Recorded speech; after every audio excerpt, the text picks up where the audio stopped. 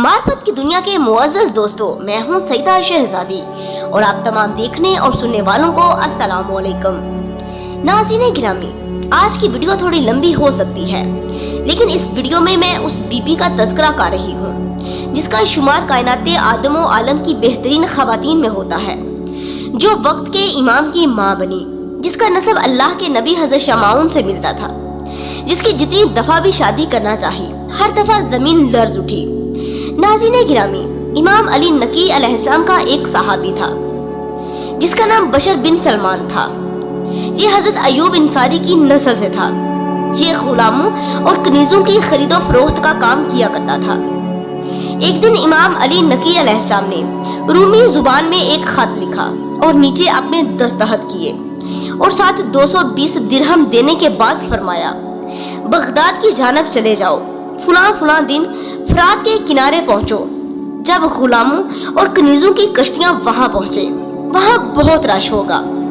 वहां एक बंदा कनीज और गुलाम बेच रहा होगा।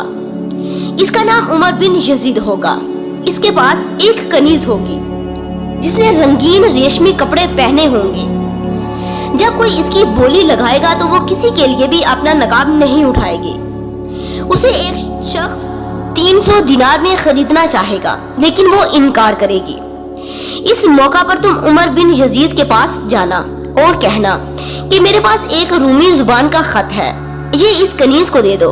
अगर ये राजी हो जाए तो मुझे अपने मुवक्किल की तरफ से इजाजत है कि उनके लिए कनीज खरीद लूं। नाज़रीन गिरामी, ऐसा ही हुआ। उस कनीज ने खत पढ़ा और कहा, मुझे खत लिखने वाले के लिए बेचो, वरना मैं खुद को हलाक कर लूंगी। इस मौका पर बशर और उमर दोनों में बातचीत हुई और सौदा 220 दिनार में ही तय पा गया। बशर कनीज को लेकर घर आया। वो बार बार खत को चूमती थी। बशर ने हैरत से पूछा, इस खत को चूमने की वजह क्या है? वो बोली, गौर से सुनो, मैं कैसे रूम की पोती हूँ। मेरी माँ का नसब अल्लाह के नबी हज़रत शमाउन से मिलता है। सुनो, मैं 13 साल की थी तो कैसे रूम ने अपने खानदान में मेरी शादी करना चाहिए।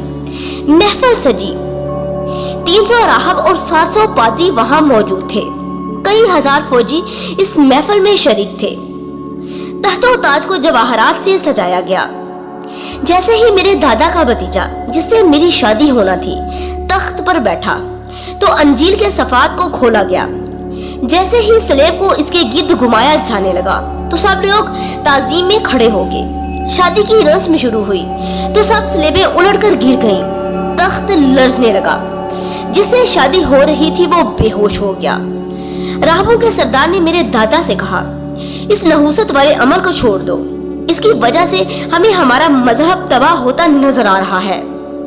मेरे दादा कैसर रूम ने कहा, स्लेबों को अपनी जगह पर नस्ब करो। फिर अपने दूसरे भतीजे को बुलाया कि मेरी शादी उससे कर दी जाए, लेकिन दोबारा यही वाकया पेश आया। उस वक्त कैसर रूम मायूस होकर अपने घर में सरा में चले गए।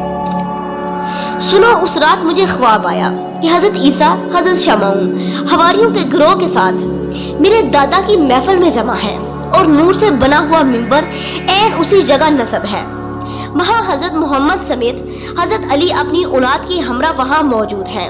हजरत ईसा ने सबकी बहुत इज्जत की और हजरत मोहम्मद ने हजरत ईसा से फरमाया कि मैं तुम्हारे वसी शमाउन की बेटी का रिश्ता अपने बेटे के लिए मांगने आया हूँ।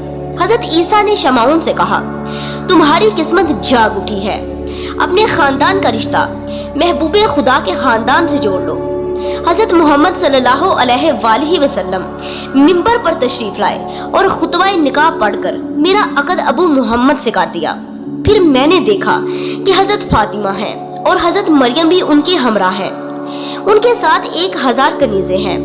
हजरत मरियम ने मुझसे फरमाया, मलिका, ये खातूने जन्नत हैं और तुम्हारे शोहर अबू मोहम्मद इमाम हसन अस्करी अलैहिस्सलाम की वालिदा हैं। तुम्हारे बतन से अल्लाह एक ऐसे रहनुमा को दुनिया में भेजेगा जो पूरी हुकूमत इलाहिया का मालिक होगा। वो जब अपनी गैबत का दुरानिया काटने के बाद दुनिया में आएगा तो उसकी रोशनी इतनी ज्यादा होगी कि चांद की रोशनी उसकी रोशनी का मुकाबला ना कर सकेगी। वो हर तरफ अमनो अमान की फिजा कायम कर देगा। अल्लाहुम्मा सल्ली अला मुहम्मद व आले मुहम्मद व अज्जिल फरजहुम अजमईन।